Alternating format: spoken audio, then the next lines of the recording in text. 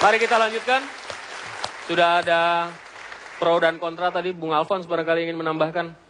Ya, pertama-tama ini harus didudukan bahwa ini bukan hanya kepada satu orang, tetapi kepada seluruh orang yang melakukan pelanggaran hukum atau kejahatan hukum itu harus dihukum.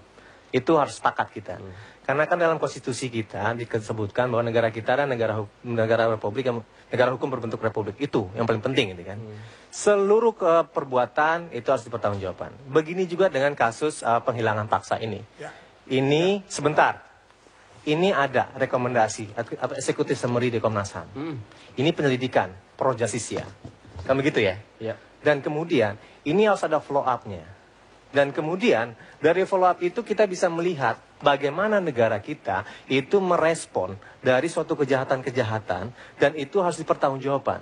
Nah ini kan udah dari tahun 98 dan kemudian itu tidak di follow up. Kan begitu.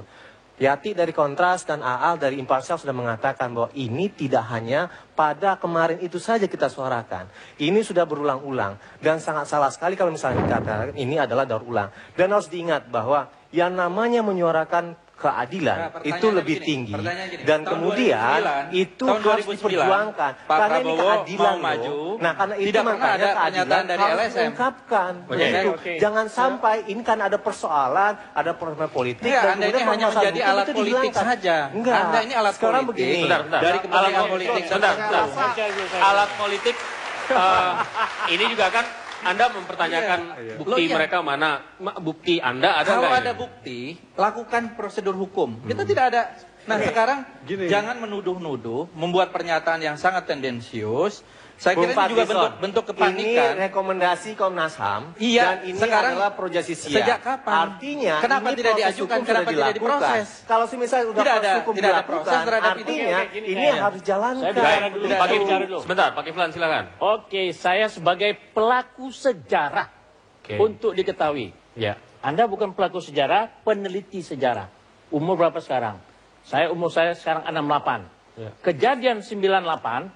Saya adalah wakilnya Prabowo. Sekarang saya ini memang di partai P3. Saya tidak bawa partai, bawa pribadi sebagai yang tahu fakta sejarah. Saya setuju.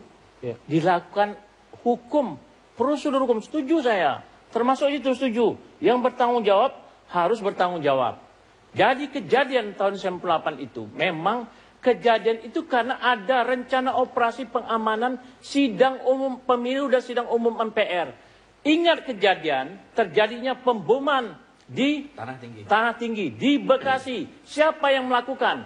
Ketangkaplah orang-orang ini. Nah, dilakukan RENOP itu untuk mengamankan pemilu 97 sidang umum MPR. Maka orang-orang ini karena rencana operasi, pasukan bawah sudah mengetahui bahwa bagi yang kelihatan yang dicurigai diamankan, bukan diculik. Nah, kemudian bagi yang berbuat kesalahan, bagi yang berbuat kesalahan dihukum sesuai dengan tingkatannya. Mas Tito.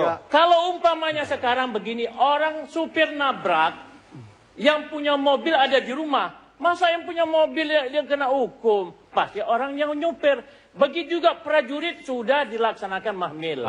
Ya, untuk masalah ini kita setuju. Jadi untuk umpamanya masalah Prabowo, saya mendudukkan persoalan sebagai komandan Kopassus yang anak buahnya melakukan pelanggaran-pelanggaran karena rencana operasi dan sudah dihukum. Diamankan itu diamankan itu tidak menggunakan proses hukum kan? Menurut proses hukum karena harus ditahan dulu sampai dengan pemilu selesai. Hukum. Itu kan gini, bukan, Kalau misalnya ini bukan aktivitas hukum, itu artinya juga liar kan? Tidak, ini harus dipahami dulu sebenarnya. Hukum dulu, ditangkap dulu, kemudian diamankan. Itu dia makanya ini bukti.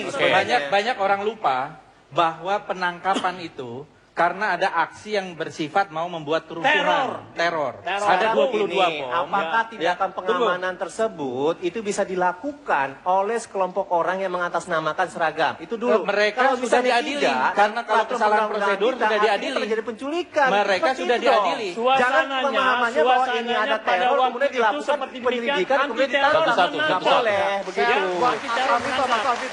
Jadi dengan demikian yang dilakukan adalah oleh pasukan yang mendapat rencana operasi ditangkap. Kalau orang melihat di luar yang karena merasa tidak senang dan merasa itu diculik, nggak ada istilah hukum culik. Tidak Pertama, ada. oke, silakan. Kita tangkap.